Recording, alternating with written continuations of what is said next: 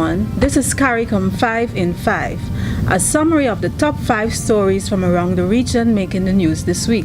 I'm your host, Tusankin English Francis, along with Mr. Kendall Morgan of the CARICOM Secretariat's Communications Unit. Here are the headlines. CARICOM deeply concerned about violent protests in Haiti. New Zealand offers CARICOM assistance in renewable energy. CARICOM signs Euro 1.5 million cooperation agreement for the prevention of non-communicable diseases.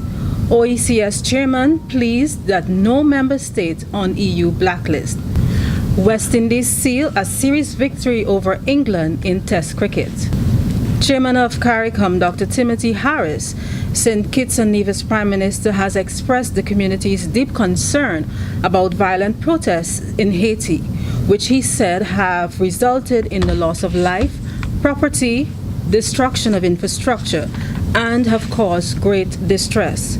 Prime Minister Harris, in a statement, called for calm and a cessation of the violence. He appealed to all involved to engage in constructive dialogue and to respect the Constitution, the rule of law, and democratic processes so that issues can be resolved in a peaceful atmosphere. And in a statement on the national television of Haiti on Thursday night, President Jovenel Moise told the nation he had no intention of putting the country in the hands of armed gangs and drug traffickers. He described the situation in Haiti as a serious crisis which threatens the foundation of the country. His statement followed the call by various parties and groups for his resignation. But the president said it is clear to all that it is only dialogue with all parties in the nation which will help the country out of that situation. And the CARICOM Secretariat's Assistant Secretary General for Foreign and Community Relations, Ambassador Colin Grandison, in an interview with the Secretariat's Communications Unit, underscored the call for peace. Yes, there are economic problems, there are social problems, but the best way to address these problems would be through dialogue, and therefore the concern is that there needs to be a return to peace, to tranquility, so that a dialogue between the contending parties can also take place.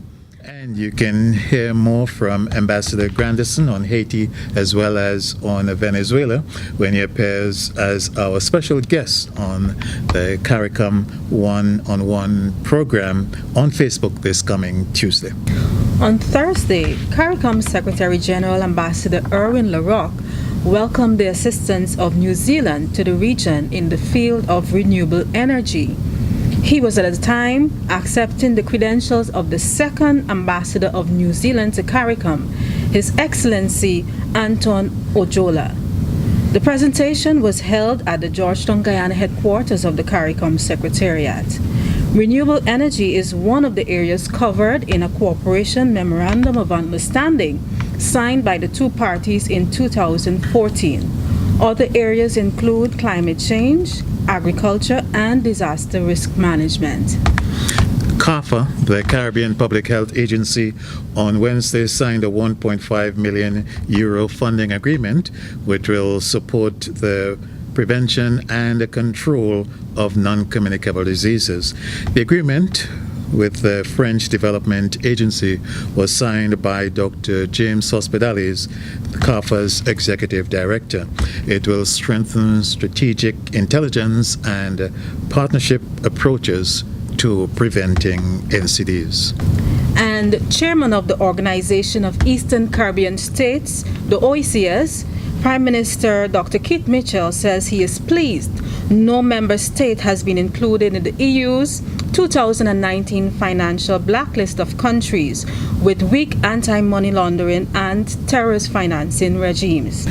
And as you will recall, CARICOM has strongly objected to the EU taking such arbitrary and punitive actions against some member states. The community has maintained that those blacklisted countries have not been so labeled by the relevant regulatory authorities, such as the Financial Action Task Force and the OECD Global Forum. And a bit of sports news. The West Indies went under in their final match, but still came away with an emphatic series victory in their test series against England, which ended in St. Lucia this week. West Indies took the series 2-1 with wins in the first two tests in Barbados and Antigua Barbuda. Just to keep you up to date about what is upcoming next week, a high-level advocacy forum on statistics will be held in Grenada as the region continues to place emphasis on the generation and use of quality statistics in policy making. The forum, which is the third of its kind in the region, will be held on February 22nd under the theme Investing in Statistics to Build Resilience and to Achieve Sustainable Economic Growth and Development in the Caribbean Community. Lead Head of Government with responsibility for science and technology, Dr. the Honorable Keith Mitchell, Prime Minister of Grenada, will deliver the feature address at the opening of the forum, which will draw participation from senior government officials, other regional and international officials, and international development partners. These are the major stories making the news this week. Follow the CARICOM Secretariat social media platforms for more updates. See you next week.